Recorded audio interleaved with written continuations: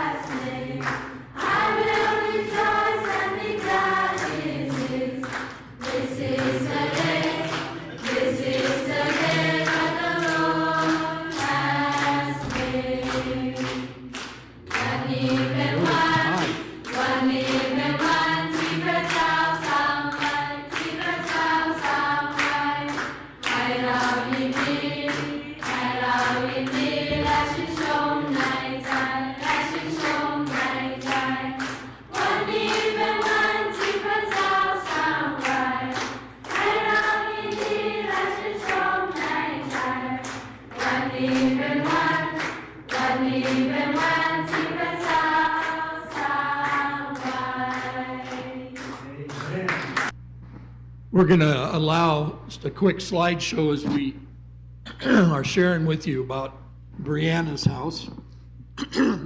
We'll comment on them, or if you see something there you'd like more information, we'll let you know.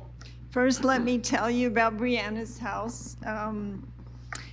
Let's see, Breanna's house is about 20 years old, and it is a haven for girls at risk from ages 5 to 18. And they come to Breanna's because of devastating situations in their lives. Some of our girls' parents are in prison, some of them have passed away, some of them have been abandoned by parents and passed off to relatives who can't take care of them. One of our girls, we know, she was in the midst of being trafficked as a 7-year-old by her father, and a pastor intervened and brought her to Breanna's house. And some of our girls' sisters or relatives have been prostitutes, and they have come to Breanna's to grow up, and all of our girls learn about Jesus and the love of Christ. They experience a lot of rejection as they come to Breanna's house. It really is a place of love and care, and God transforms their lives. See, what you're looking at here is some of the homes where the kids and families have come from in northern Thailand. And then you're going to see a lot of just candid shots that was quickly thrown together, showing the kids' daily activities. So we've been at Breanna's house about 13 years, so we've got to see these girls grow up, and we just had 3 of them graduate from high school this year. And 2 of them, one's going to be a nurse, and she's been accepted at nursing school, and the other one's going to one of the better universities. And it's pretty special to have been with them so long that we saw them come as 8 and 9-year-olds, scared to death, and then see their lives change so beautifully. We took a couple of field trips with them. You're seeing here where they get them out and see different things in northern Thailand, which they really enjoy, like the forest. But like Darleen said, that we're called uncle and aunt there, but we're like grandparents. Yeah, we have a staff of about 8 people who are also Hill tribes that takes excellent care of the girls. They go to school outside of Breanna's house, but it's a pretty wonderful life considering what they were facing before they came to Breanna's. And then after they graduate, they can go on to college, Bible school, or trade school. And we've had several of our girls that have finished college and come back and have served in the ministry, which says a lot about our ministry when the girls have grown up there and then they come back again.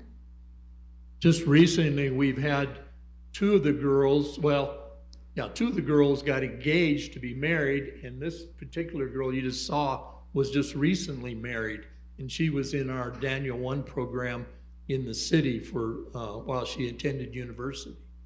But that's really been fun to see the investment with the girls there.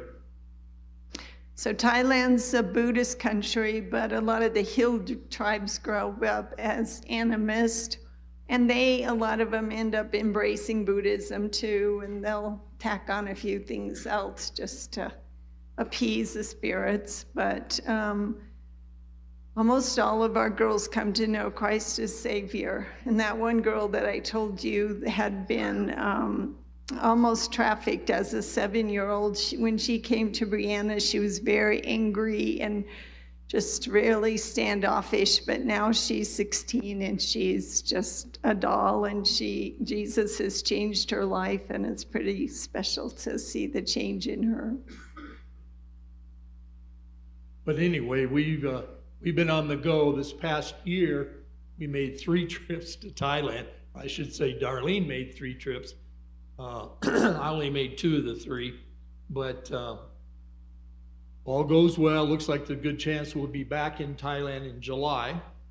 We have another son who's in ministry right now he's in Australia. He's going to be coming back, so we want to try to be here when Cody comes back, and I'm sure you'll have an opportunity to have him share also. Mike and I were full-time in Thailand with the girls and the staff for 10 years. And the last 3 years, we've been going back and forth because we were taking care of my elderly parents. And recently both of them have passed away, so we're back and headed back.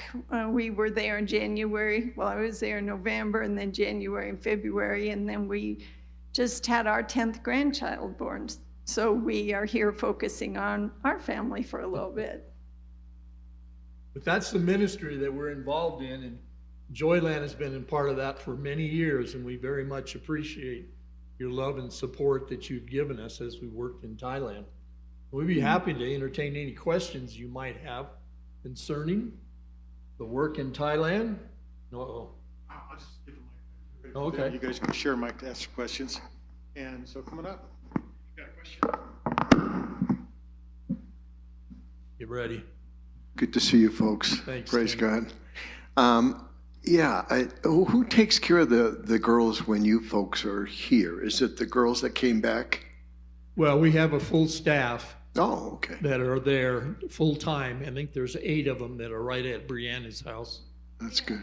We have 28 girls, we have 8 staff taking care of them, and it's a lot of work. If you think how much work it is taking care of 3 or 4 kids, they've got 28 girls to take care of. Wow, yeah. But That's they're good. great.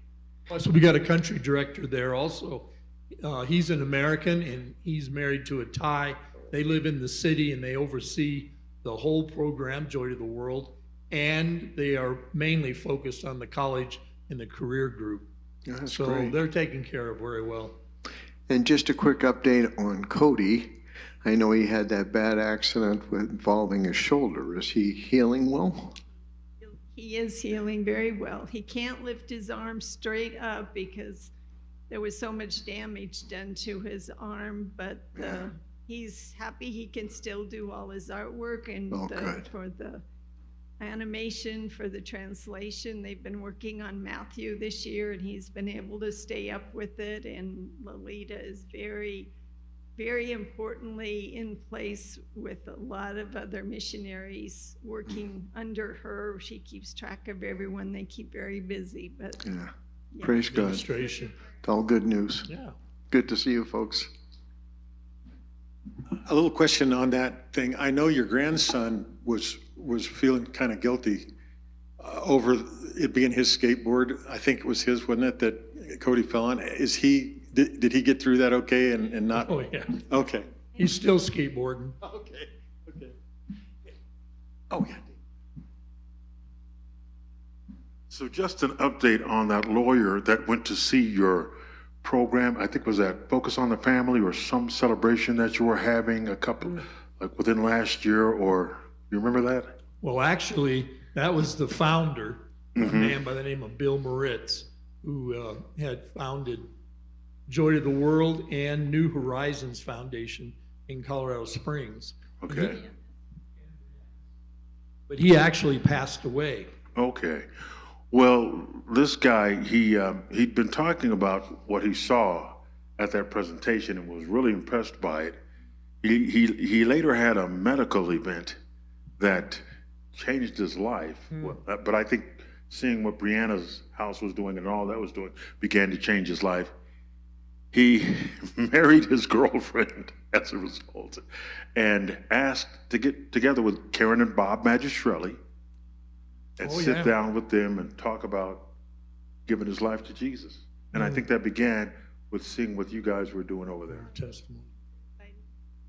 well, God is pretty awesome the way he has touched these girls' lives and rescued them from so many difficult situations, and he gets the glory, and he handpicks the girls that come to Breanna's. Now, we had 3 graduate, and in the next month we have 5 more young ones coming that will begin living at Breanna's house, and it's pretty exciting. So you can be praying for their salvation and for the adjustment there for them. Yeah. So I have 2 questions. One is, what's the hardest thing about being on the mission field, and what's the easiest thing? Hardest thing for us is when we have to say goodbye, which we did that recently, and the girls said, "Oh, Uncle, don't say goodbye, say see you again." So, it's our hearts. I mean, living with them for 13 years, you've seen them grow up. So it's like you're leaving your family when you go to that. So that's the real hard part for me. And the other part is we have 4 kids, and 3 of our kids live here in Colorado now. Our kids have lived all over the world, and we have all these grandkids. So before we didn't see them that much, but at least now we get to see them a little more. Yeah. The easiest thing is just enjoying loving these girls who most of them don't have any mom and dads or families to love them, and seeing God transform their lives. Okay, cool. Question? Dang, I'm not that tall. Okay, I just came back from like a DTS with missions. So I think I've been having trouble going back. So how often do you go back and forth between like here and there, do you think? That's a tough one. We actually are in prayer right now when we'll go back. If it helps you, we are also YWAM graduates. Oh, really? Oh, yeah. We did our DTS in Malaysia for the old folks, and they call it, but we did that several years ago. So, and we've had, I think, 3 of our 4 children have all been involved in YWAM in Malaysia. So yeah, we're very familiar. But the actual times, it kind of fluctuates what's going on. In June, I guess some of the actual, the board here in Colorado Springs, several of them have never been to Thailand. They're gonna go over. So we figured we don't need to be there for that because the founder's daughter, who actually operates the foundation now, will be there. So we look for opportunities. We're constantly in prayer about it. Have us be there in January and February were just a great time, quality time with the girls, just so valuable. And we knew that God had chosen that for us. So I guess just start praying and having the Lord show you when you're to be over. When we were over there this last trip, Darleen asked me, she leaned over one day and said, I've been over here, I've been going back and forth on 3 times. And she says, I think I'd just like to go back to Colorado and stay at home for a couple days. So we're going to do that. And we're going to celebrate our 50th wedding anniversary in September. So we need to think about that too. Solid. Thank you. Just one more question. There was a major earthquake there in the Bangkok area. Did it affect your area at all? Actually, Chiang Mai was closer than Bangkok. Oh. So, but we've talked to them actually the day of the earthquake and stuff. Everyone felt it. Said it was very scary, and it was longer than normal. It was 2 or 3 minutes. They evacuated a lot of the hospitals and all the malls. One high rise that we're all familiar with there, they have kept the people from going back in because they found huge cracks in the whole building. But thank the Lord, Breanna's house is safe, and most of the buildings in Chiang Mai were quite safe. So Bangkok seemed to have gotten the worst shaking there, but we need to pray for Myanmar because it's really bad. Yes, there. it is bad. Yeah. Well, I'm glad your place is safe there too. Thank you. Yeah, God bless. Yes. Shelley's got one. Hi, so, I really... Lately, I have been watching so many, I have been watching so many sex trafficking movies, and it is devastating to see what those girls go through. It is unbelievable, and it just makes you want to cry all the time. But, people like you and other people that are rescuing these girls and opening their heart to them, that takes a lot. And I just wanted to let you know, I really honor and respect that. Thank you very much. All right. We have any other questions? All right.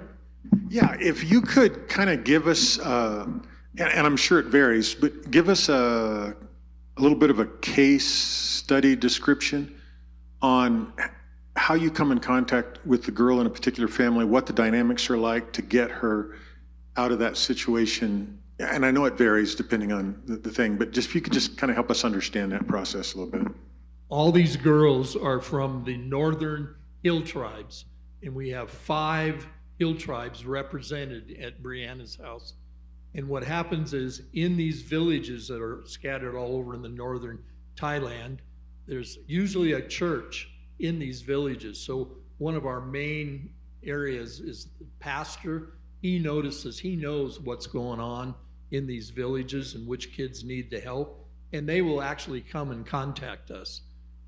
And sometimes our staff have family and friends in their villages that'll say, there's a little girl in this village that needs to be safe. One of them was telling me one of our new little girls that her parents had left her and the pastor was taking care of her, and then his wife left, and so he said, somebody needs to come get this little girl.